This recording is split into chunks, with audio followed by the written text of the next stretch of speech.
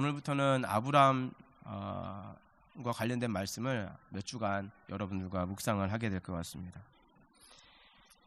이 본문이 시작하는 첫 구절이요, 이때라고 시작하고 있습니다. 이 때가 어떤 때일까요?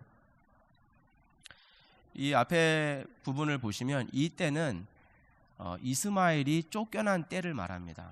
그것이 가장 근접한 사건이고요, 그거보다 조금 더 전에는 이삭이 젖을 뗀 때입니다. 그 좀 전에는 이삭이 태어난 때이고요. 바로 그 때에 이 사건이 이어서 일어나고 있습니다. 그랄 왕 아비멜렉과 체결한 평화 조약에 관련된 말씀입니다. 제가 자료를 찾아봤습니다. 근데 많은 경우 저명한 학자들도 이 본문 자체의 역사성에 대해서 합리적인 의심을 가지고 있습니다. 과연 진짜로 이런 일이 있었는가라는 질문이 있습니다. 그 이유가 뭐냐면 성경 이외의 외적 자료에서 이 비골이란 사람이 나오지가 않고 있습니다. 그래서 꾸며낸 이야기가 아닌가, 아니면 과장된 이야기가 아닌가, 그런 설들이 파다합니다. 또 성경 내적으로도 제가 방금 설명드렸듯이 이 다음 사건이 이삭을 번제로 바치는 장면이거든요. 철저하게 지금 가정사, 특히 자녀와 관련되어서 이 흐름이 가고 있는데, 갑자기 이 국가 간에 할 만한 평화조약 체결이 갑자기 들어오니까 이 문맥상 너무 맞지 않다는 것입니다. 그래서 편집자가 잘못 삽입을 했을 것이다 라고 보는 설도 굉장히 설득력을 얻고 있습니다. 그런 부분으로 보는 분들에게서는요, 이런 학자적 견해와 저는 좀 생각이 다릅니다. 비골은 지금으로부터 4,000년 전의 사람입니다. 더구나 왕도 아니고요, 장관 한 명의 이름을 정확하게 그 시대와 맞춰서 찝어낸다라는 것이 보통 어려운 일이 아닙니다. 한국사 연표를 보시면 고조선이요, 기원전 2333년에 건국됐다고 나옵니다. 근데 이번에 자료를 찾다가 한국학중앙연구원의 자료를 제가 또 봤는데요, 저도 이번에 깜짝 놀랐어요. 한국민족문화대백과라는 책에 이렇게 기록이 되어 있습니다. 기록에 따라 고조선이 실존했던 국가라는 사실은 분명하지만 관련 기록의 수가 적고 추상적이고 모호하며 직접적으로 고조선의 것이라 암시되는 유물, 유적이 발견되지 않았기 때문에 고조선의 연대와 역사, 문화 등에 대해서는 많은 논란이 있다. 이 일본 사람들이 쓴 게 아니고 한국에서 발행한 책이에요. 우리는 믿기는 믿는데 너무 많은 논란이 지금 있다는 것입니다. 나라의 유물도 지금 발견이 되지 않았대요. 근데 아브라함은 고조선보다 200년 앞선 사람입니다. 그러니까 나라의 유물도 발견하기 어려운 마당에 그 한 개인의 이름이 발견되지 않았다고 해서 역사성을 의심하는 것은 너무 많은 학자들의 그 학구열 때문이 아닌가, 그런 생각이 들 정도입니다. 어쩌면 성서에 비골이란 사람의 이름이 기록되어 있는 것만으로도 이것이 역사적인 자료와 기록이 될 수 있는 것입니다. 문맥의 흐름이 맞지 않다. 이 문학적인 양식을 띠고 있기 때문에 문맥의 흐름은 무시되어서는 안 되는 것, 저도 많이 배웠습니다. 그렇지만 이 문맥의 흐름을 너무 영적으로 보지를 않고 그냥 아들, 딸, 아들 이런 식으로만 보는 것 자체도 상당히 문제가 있습니다. 우리가 지금 보는 책은 문학책이 아니라 성경책이잖아요. 하나님의 말씀인 줄 믿습니다. 그러면 이 흐름에 맞지 않다고 하는데, 흐름 바뀌는 것은요 한순간입니다. 그 비근한 예로 지금 한국과 한반도의 흐름 한번 보세요. 몇 달 전만 해도 그 흐름 따랐으면은 우리 지금 전쟁 치르고 있어야 됩니다. 근데 미사일 쏘아대던 나라들이 지금 내일이면 서로 만나서 회담하고 모레면 수교할 판입니다. 이거 몇 개월 전만 해도 한반도에 불바다론이 얼마나 파다하게 인터넷상에 펼쳐지고 수많은 사람들이 나와서 전쟁으로 우리 망한다 그러지 않았습니까? 흐름이라고 하는 것은 하나님께서 지고 계시는 줄 믿으시기 바랍니다. 물도 변해서 뭐가 된다? 예수님이 잡고 계시면 물도 변해서 포도주가 되는 줄 믿으시기 바랍니다. 과부의 아들이 죽었어요. 예수님께서 흐름을 잡으시면 어떻게 된다? 죽었던 아들도 살아날 줄로 믿습니다. 회당장 야이로의 딸이 죽었습니다. 어떻게 됩니까? 예수님께서 일어나라. 예수님께서 고치시면 살아날 줄 믿습니다. 그것이 성경이 전하고 있는 흐름입니다.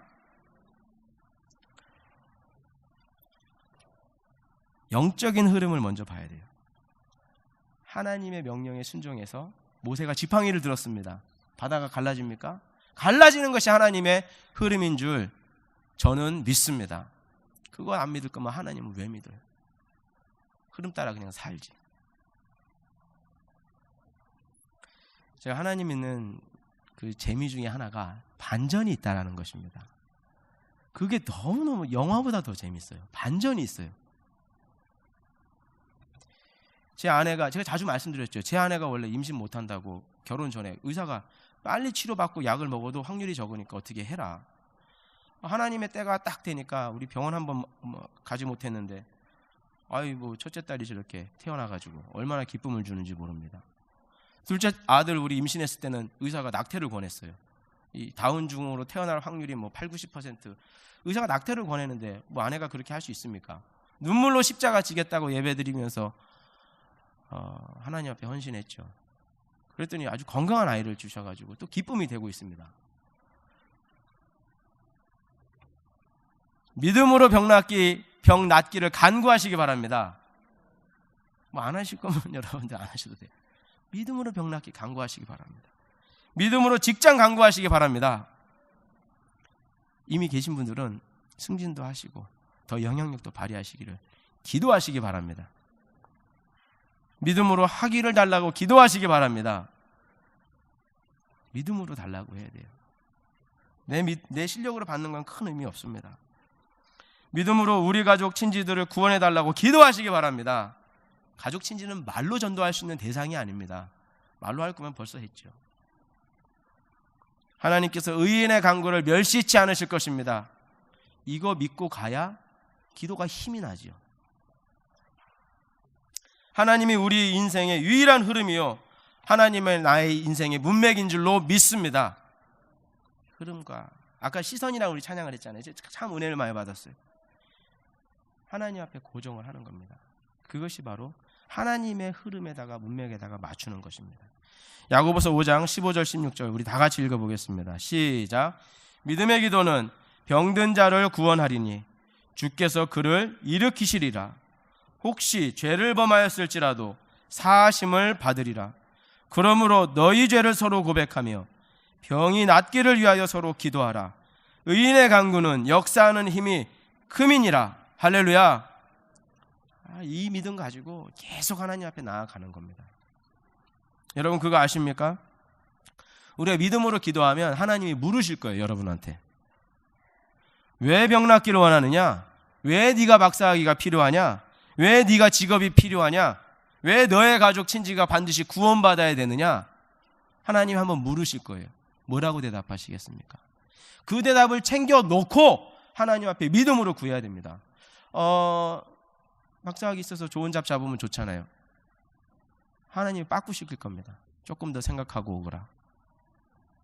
인터뷰 딱 만났을 때 하나님한테 하실 말씀이 딱 준비되어 있어야 돼요. 하나님, 제 가족 친지가 반드시 구원받아야 될 이유가 이러이러합니다. 우리 자녀가 직장을 여기에서 잡아야 될 이유가 이러이러합니다. 제 이유는 그렇습니다. 그 이유가 하나님 앞에서 있어야 돼요. 안 그러면 그냥 기복신앙이죠. 잘 되고 잘 먹고 잘 살고 그것 위해서 하나님의 영적인 능력, 믿음으로 그렇게 되는 거죠. 생각하면서 하나님 앞에 우리가 나가야 될 줄로 믿습니다. 지금 아비멜렉이 군대 장관 비고를 대동하고 아브라함을 찾아왔습니다. 이러한 시점을 가만히 생각을 해보면 여러분들 이제 느낌이 오실 거예요. 왕이나 대통령이 장관을 데리고 다른 나라 사람을 만나서 어떤 조약을 체결한다. 무슨 일이 일어난 겁니까 지금? 영어로 말하면 내셔널 시큐리티 이슈가 생긴 거예요. 국가적인 안전에 대한 위험이 생겼을 때 왕과 군대 장관이 같이 이동을 합니다. 그 문제를 풀기 위해서 지금 보면은 북한도 남한도 대통령과 장관들이 같이 움직이고 있잖아요. 이게 국가적인 사안이 지금 발생했기 때문에 이런 일이 일어나고 있습니다. 지금 아브라함의 삶을 비골과 아비멜렉이 이렇게 보는데 그 사람의 삶이 국가적인 위협이 되고 있습니다. 그것 아니면 왜 찾아와서 왜 평화조약 맺습니까? 지금 이때가 언제냐면요, 지금부터 이제 중요해지는 겁니다. 이 아이가 어떤 아이입니까? 이삭이 태어난 이 아이가 하나님의 언약의 아이입니다.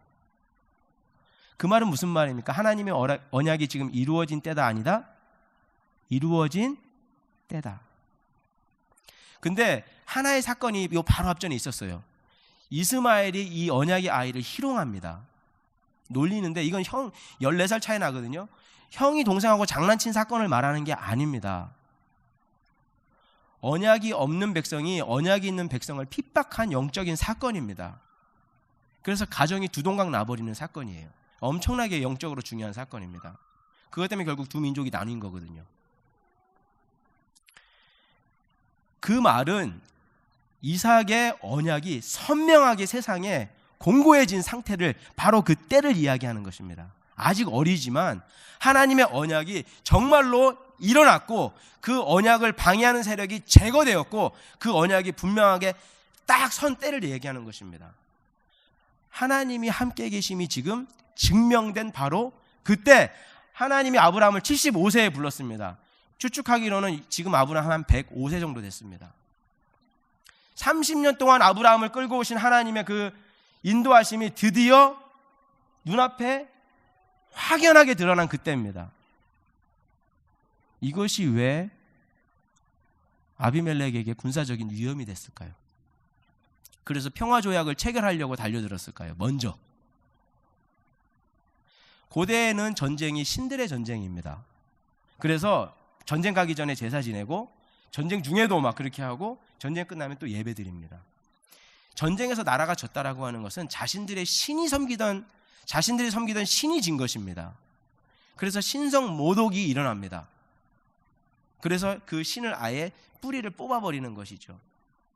지금 고대 유적지를 가보면 다 유적이 많이 파괴되어 있습니다. 그게 바로 신성 모독 행위의 연장선에서 일어난 것입니다. 그들은 그렇게 생각을 했다는 겁니다.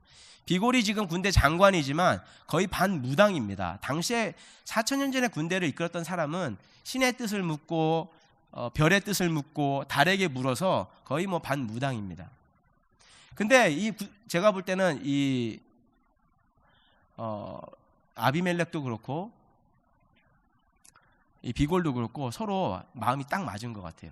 이 상황 속에서 보면. 왜냐하면 아브라함이라고 하는 사람의 가정에서 지금 특이한 일이 일어났습니다. 전쟁하던 사람들의 생각보다 계산으로 떨어지지 않는 특별한 일이 일어났습니다. 그게 뭡니까? 아들이 태어난 겁니다. 사라가 90세에 아들을 낳았습니다. 여기 혹시 90세 되신 분 있으세요? 제가 이제 일부 예배 때 나이가 더 드신 분들이 계시잖아요. 막 웃으시더라고요. 전쟁에서 이길 확률이 높습니까? 90세와 100세 된 분들이 아이를 낳는 게 확률이 더 높습니까? 그 미국 분들이 그러시더라고요. 전쟁에서 이길 확률이 더 높다고. 전쟁은 작전을 잘 쓰면 배 13척으로 뭐 12척으로 130척 밀어낼 수도 있습니다. 확률이라는 게 존재를 합니다. 근데 사람의 몸은 확률이 끝난 상태가 있습니다. 하나님이 그 끝난 상태를 끌고 가셔서 아브라함에게 하나님의 능력을 보이신 겁니다. 그러니까 전쟁에서 이긴 것보다 지금 이 사람이 애를 낳은 사건이 하나님이 함께 계시다는 사건으로 딱 증명이 되니까 아브라함하고 만약에 우리가 붙으면 어떻게 되지? 신이 저렇게 강력한데? 아비멜렉이 왕으로서 고민이 되는 겁니다. 그리고 장관으로서 고민이 되는 겁니다.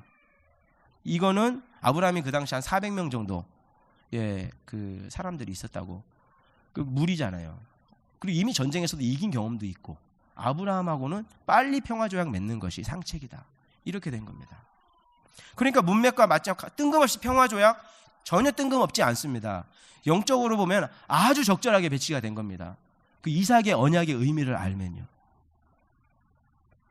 의료시설도 전무한 곳에서 그 할머니가 애를 낳았는데 곧 죽겠거니 애가 죽었습니까? 젖대고. 그리고 그 집에 가만히 보니까 형 하나 있잖아. 쫓겨나 버렸잖아요. 아, 이것이 이렇게 되는구나. 하나님이 이렇게 이루어 가시는구나. 할렐루야. 주변 사람들이 두려움이 확 생긴 것입니다. 이삭은요, 현대 미사일보다 더 강력한 하나님의 능력 그 자체인 것입니다. 그러니까 장관들이, 왕들이 나오는 거예요. 출애굽할 때 바로가 섬기던 신들이 모세의 지팡이 앞에서 다 무릎 꿇었습니다. 아비멜렉이 사실은 이전에 사라를 잘못 들였다가 한번 그 집안에 그 왕궁에 난리가 난 사건이 있습니다. 제가 기회 되면 다음에 좀 더 설명해 드리기로 하고요. 그때까지만 해도 아비멜렉이 좀 반신반의했었을 거예요. 근데 안 그래도 찜찜했었죠. 하나님 꿈에서 보고 막 집안에 무슨 일 생기고, 그래서 아비멜렉이 아브라함을 후대에서 보낸 적이 있습니다. 찜찜했는데 이삭이 딱 그렇게 자리를 잡는 걸 보니까 아, 끝났다. 이 사람들은 우리가 무조건 평화조약을 체결해야 된다. 어떤 분들은 왜 개인과 국가가 조약을 체결하느냐, 이걸 또 질문하는 분들이 있어요. 성경이 사실을 너무 부풀린다. 또 역사상 검토해 봐야 된다 그럽니다. 아브라함은 지금 개인 자격으로 하나님 앞에 서 있는 게 아닙니다. 아브라함의 이름의 뜻이 무엇입니까? 열국의 아비입니다. 원래 이름의 뜻은 높은 존귀한 아비였습니다.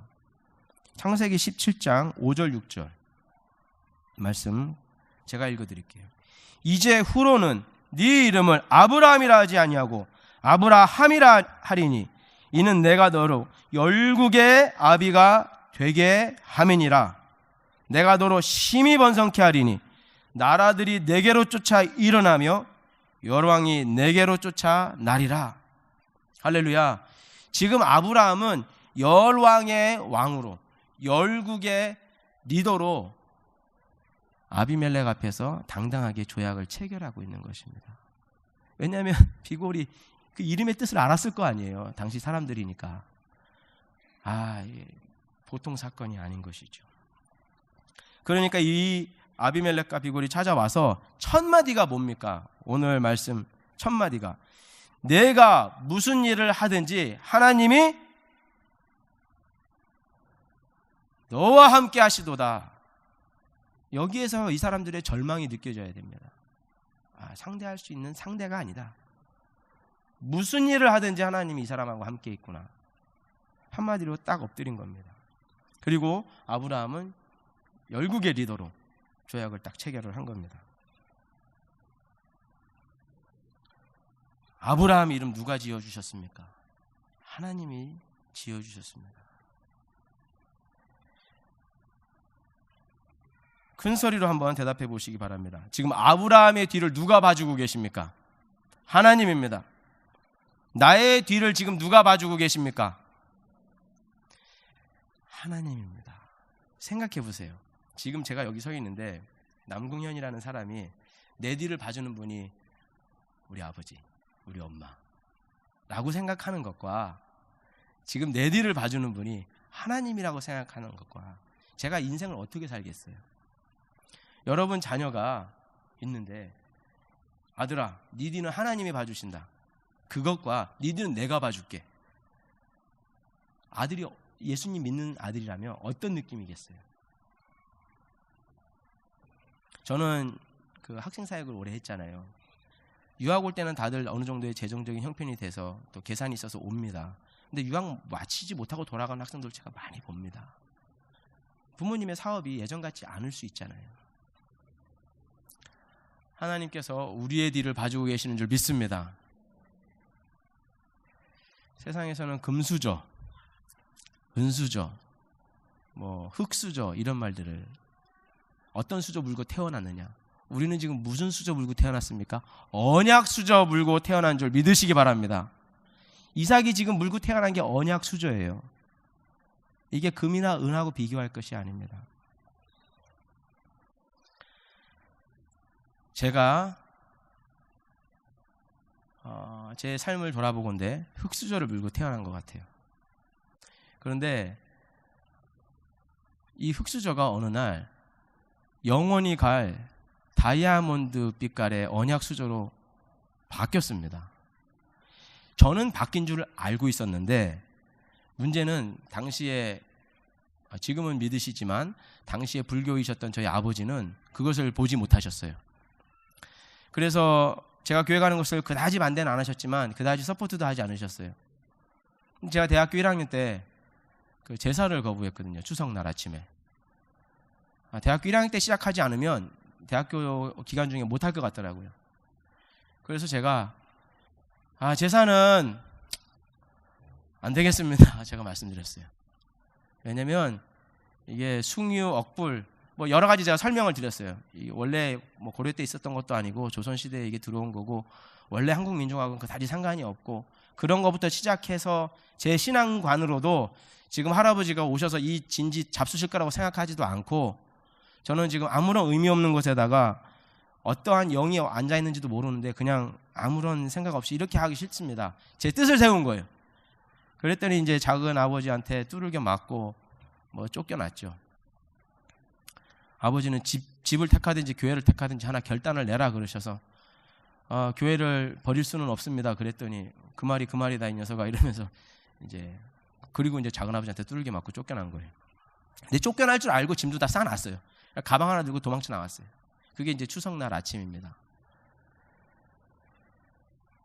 그게 9월이었는데요. 제가 1월 달에 그 이듬해 1월 달에 필리핀으로 단기 선교를 갔습니다. 근데 뭐 당연히 집에서는 펀딩이 끊겼죠.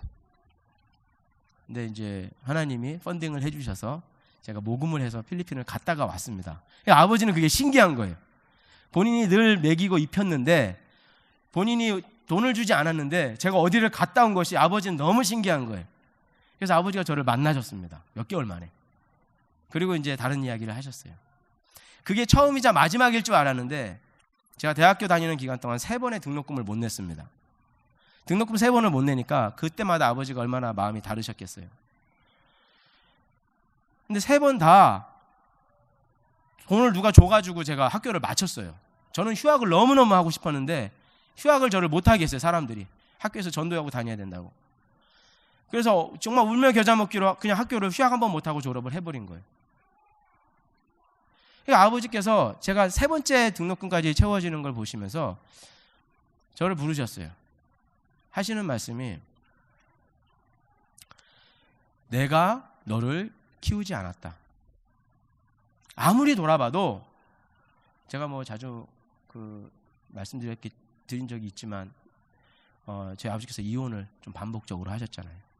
그러니까 본인도 늘 그것에 자책이 되셨었거든요. 본이 안 됐다라는 것에 대해서. 근데 나도 본이 되지 못했고 내가 너를 키웠다고 나도 말할 수가 없는데 네가 잘 자란 것은 아무리 생각해봐도 하나님이 하신 거라는 거예요. 할렐루야. 네가 학교를 마친 것도 아무리 봐도 하나님이 하신 거다. 할렐루야.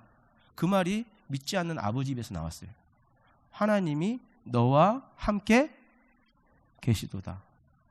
할렐루야. 나도 그 하나님 믿고 싶다. 어떻게 믿는지 알려다오. 그래서 제가 아버지께 복음 전하고 영접 기도 제가 했어요.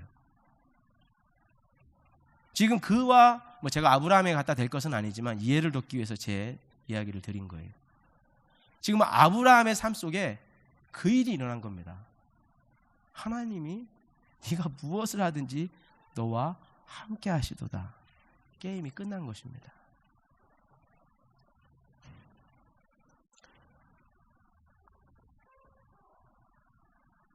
여러분, 하나님이 누구를 통해서 아브라함에게 이 귀한 언약 수저를 물려주셨을까요?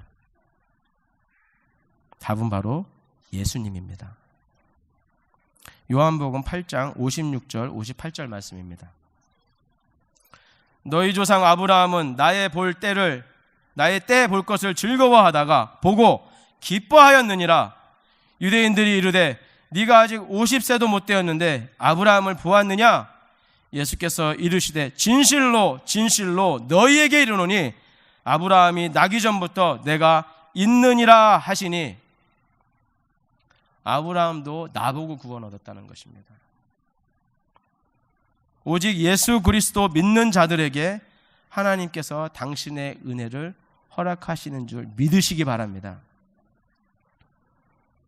그 믿음의 조상 아브라함도 예수님의 십자가 붙잡고 구원받은 줄 믿으시기 바랍니다.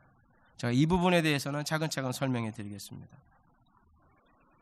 이 시간 여러분에게 하나님의 언약의 통로 되신 예수님을 제가 전하기를 원합니다.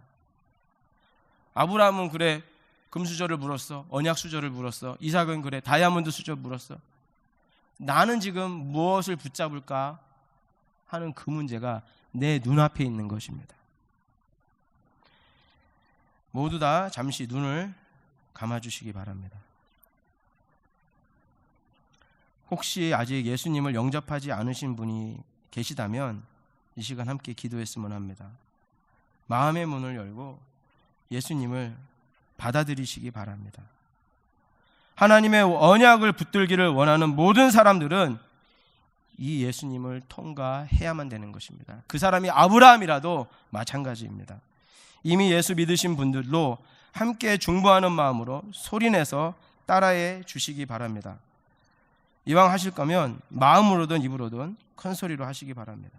다 같이 기도하시겠습니다. 제 한 문장 한 문장을 따라해 주십시오. 하나님, 믿기 원합니다.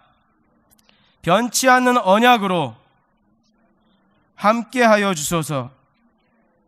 저의 죄를 사하시려 예수님 보내주시니 감사합니다. 지금 이 시간 예수님을 제 삶의 구주로 영접하오니 저의 죄를 씻으소서. 영생을 주심을 믿습니다. 주님의 뜻대로 살겠습니다. 예수님의 이름으로 기도드립니다. 아멘. 여러분들께서 지금 이 기도를 신실하게 드리셨다면 나중에 여러분 주변에 계신 사람들이 이런 고백을 할 날이 오게 될 것입니다. 하나님이 네가 어디 가든지 너와 함께 계시도다. 다 같이 기도하시겠습니다.